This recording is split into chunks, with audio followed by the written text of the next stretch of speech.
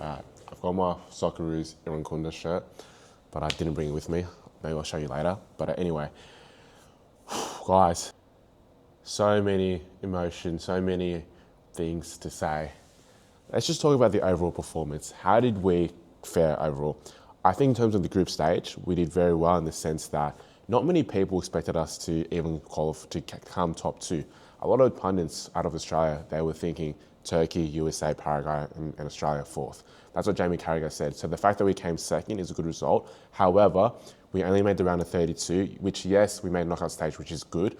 However, it's not just the results, it's how you play as well. And that's the problem that I have with this team, the way they play. When we play, if you watch it, it feels like we're playing not to lose rather than playing to win. And I don't think that system really brings the best out of our players. Like for Bato, Jordi Boss, Irankunda, Toure, these are players that are extremely attacking. And I get what, Popovic's style is, defensive first, but there's this misconception that by having attacking-minded players, you lose that defensive stability. But that's not true, because the more you spend time in your opponent's front third, the less defending you have to do.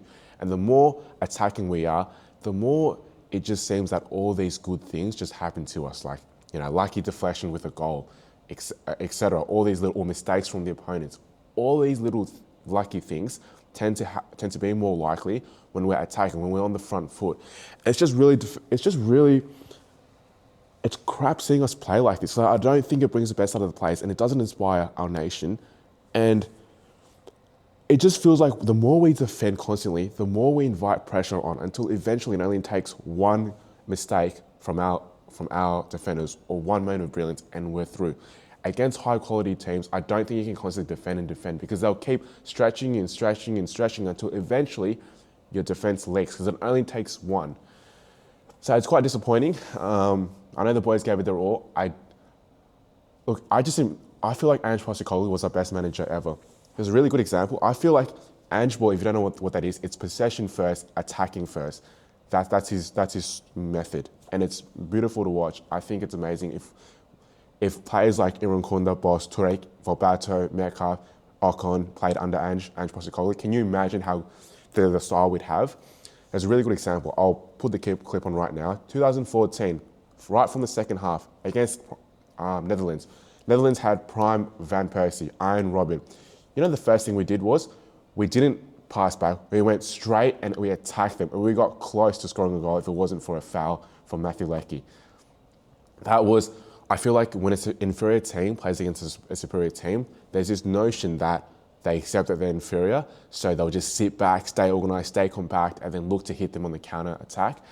What Ange did really well was he said, "F that, we're going to go at you as if we think we're the better team, or where we can do damage and we can win." And that really gets in the minds of superior teams, because they're not used to inferior teams playing with that much conviction, playing with that style. So, man, there's so many things. But I know there's so many different things that are very questionable calls, but don't let this distract you from the fact that these are all symptoms of the core issue. We look at other countries that are spending so much investment in developing their football, and then what are we doing? What are we doing at the grassroots level? What are we doing as our football identity? You look at countries like Japan, look at the grassroots. Right from the earliest ages, as soon as a kid plays in Japan, an identity is built into them.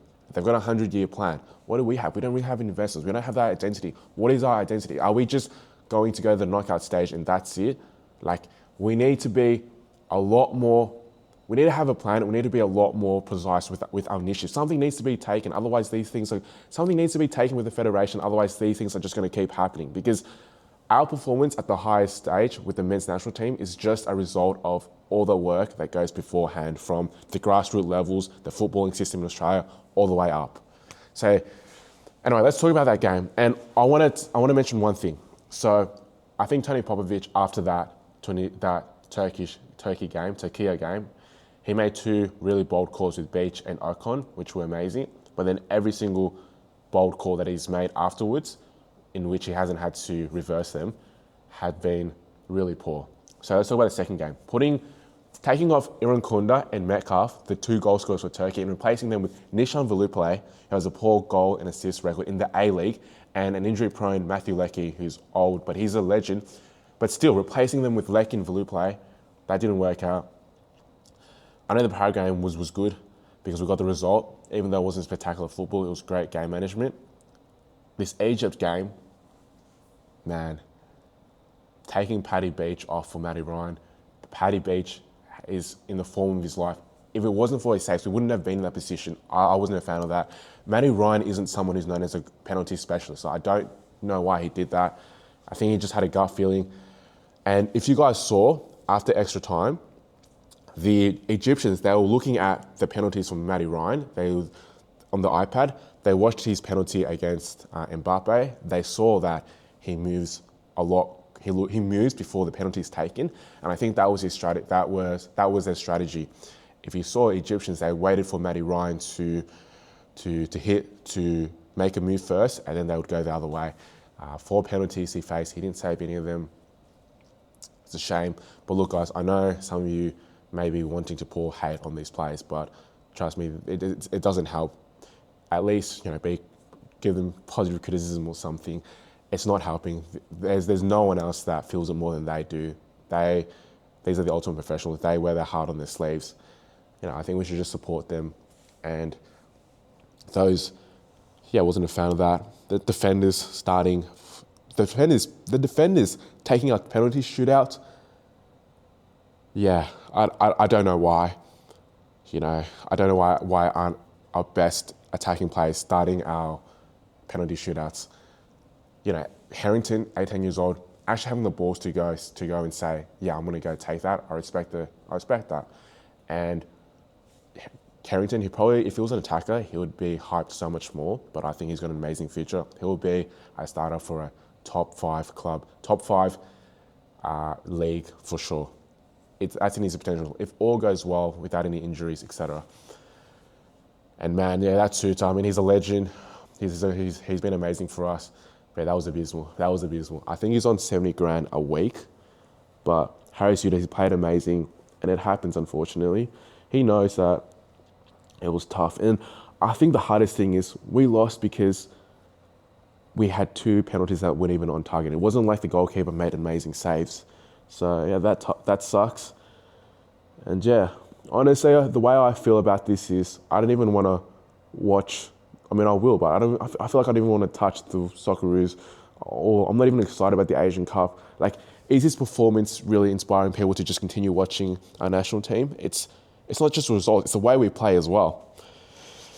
But overall, I think starting Irankunda as a striker, I don't know why he did that. Can someone please explain it? He does his best. Everyone knows he does his best when he's on the wing, when he's coming at plays with pace, with skill. That's when he does his best. And for him to start him constantly as a striker, that was bad. And the thing is, in the Turkey game, we had Toure and Irankunda. They gelled so well. And then we won 2-0. And then after that, we didn't see them play together anymore. Why? I don't get it. The alarming fact is, in 4 games, we only scored 2 goals. I know we scored 1 against Egypt, but that was an own goal. So 2 goals in 4 games. And it's not like we didn't play a powerhouse nation. Turkey, I think they were ranked in the 20s, but we didn't play a team like France or Germany, Spain, even Morocco, Portugal, Croatia. We didn't face any of those top nations. And we only scored 2 against 4. 2 games, 2 goals in 4. So it's disappointing. I really hope that, going forward, that we can be a lot more attacking. Yes, we have the defensive stability, but now we need to make that next move to start attacking. What I would really love to see for this team is, I feel like, as Tommy Orr said, the way we play, we don't play in a way where our style can reliably create chances. It's like we're relying on these individual talents and we're relying on a mistake from the opposition to score us goals, which is not sustainable against the top nations. It's not enough. And so the next step is, I would love to see, I'd love to see us be able to attack. I'd love to see us make that transition so that we can be able to create chances reliably on our own. And I'd love something to be done in a system level, whether it's identifying our strategy, like Japan's 100-year plan, and then really fixing up that grassroots level, because these are just the symptoms of what's actually happening. But yeah, it's disappointing, but the boys gave it their all. Bro, man, when that penalty happened, man, I was so sad, bro. It's just like so much like darkness. Well, you know what I mean, but yeah, it really happened. It's not just the performance, but it's the way we played. And also, guys, just look at Cape Verde are a great example of how much you can achieve when you actually look to attack players, look to attack the game. 2-3 against Argentina, and had an amazing group stage run. But yeah, I really hope we see positive change. I really hope we see more attacking play. I really hope something changes within our footballing system in Australia so that, this doesn't happen again. And also, if it does, at least we go at it in a better way. So yeah, those are my thoughts. What are your thoughts, guys? And yeah, we move on. Shit happens. It is what it is.